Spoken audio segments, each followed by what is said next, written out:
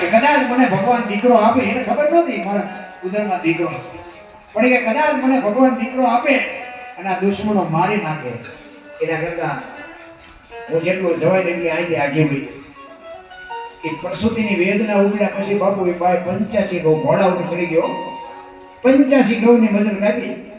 પ્રસૂતિની વેદના કેટલી કેવી હોય તો બાપુ બેનોનો વિષય છે, બેનોને ખબર હોય. પ્રસૂતિની વેદના ઉગડ્યા પછી બાપુ એક ડગલું ઉપાડીને મૂકવું હોય ને તો બાપુ મોટા ડુંગર જેવું લાગે. અને એ ઘોડા ઉપર ચડ્યા પછી 85 ગૌ બાપુ મજૂર કાપી છે. એ માં કેવી છે વિચાર કરો. અને ત્યાં પછી વેદનાનો પાર ન રહ્યો. પછી ઘોડા ઉપરથી ઉતરી અને ઢળડાથી શિવાલય હતું ને શિવાલયમાં જઈ અને દીકરાનો જન્મ કરાવ્યો અને દીકરો જન્મો. માં ખૂબ રાજી થઈ, ભગવાને મને દીકરો આપ્યો. અને શિવાલય હતું ને ત્યાં જ બાપુ જોગમાએ નામ પાડ્યું શિવો. અને શિવો જન્મો ન હોત ને તો આપણો હિન્દુ ધર્મ અહીં ન હોત. રામ તમે આપણા બેઠા છે ને અહીં બેઠા જ ન હોત. એક છત્રપતિ શિવાજી મહારાજ અને એની જનેતા બાપુ માં ભગવતી જીજાબાઈ. ઈ દીકરો જન્મા પછી ત્યાં બાપુ માં એને સંસ્કારનું સિંચન મડી કરવા ઉપાય. દીકરા તું મોટો થઈને દુશ્મનો સામે લડવાનું છે. અત્યારના મા બાપની તાકાત છે બાજુ આડું મોકલે. ધર્મની માટે, દીકરીઓ માટે, ગાયો માટે બાપુ જનેતાએ પોતાના દીકરાઓને હોમી દીધા છે. ઝવેરચંદ મેઘાણી એકવાર બાપુ રેલવેમાં જતા હતા ને, રેલવેમાં બેની પોસ્ટમાં કંઈક નોકરી કરતા હતા અને રેલવેમાં જતા હતા એમાં એક 80 વર્ષના માજી ભીખ માંગતા આવ્યા ઝવેરચંદ મેઘાણીભાઈ. અને મેઘાણીભાઈ આવીને કીધું મને કંઈક 18 રૂપિયા આપો. એટલે ઝવેરચંદ મેઘાણીએ કીધું કે માં તમે આવું કરે ભીખ માંગો છો? તો કે શું કરું, મને કોઈ કામ આપતું નથી, ખાવા હાટું ભીખ તો માગવી પડે. તો કે દીકરા નથી? તો કે દીકરા તો હતા. તો કે ક્યાંય ગયા? જુદા થઈ ગયા, વ્યાઈ ગયા? એમાં જુદાય નથી થયા, રોયાય નથી ગયા. પણ આ દેશ આઝાદ થયો ને તેથી મારા 2 સિંહ જેવા દીકરા બે દેશની આઝાદીની લડતમાં કામ આવી ગયા. મારા 2 દીકરા ઓફ થઈ ગયા. વિચાર કરજો જે આ દેશને આઝાદ કરવામાં બાપુ જે માવડીઓ દીકરા આપ્યા છે ને એ માવડીઓ ભીખ માંગે છે.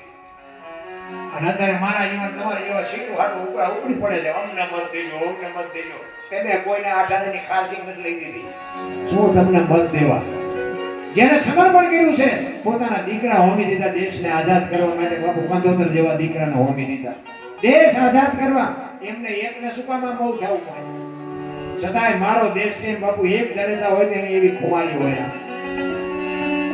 ઈ જીજાબાઈ બાપુ એના સંતાનને ઈ જ વખતે સંસ્કારનું સિંચન કરવા માટે હોય. અને કાંઈ કહે છે, શું કહે છે? એ દિયા ઘુમાયું કે ચાંદલો ને જીજાબાઈ ને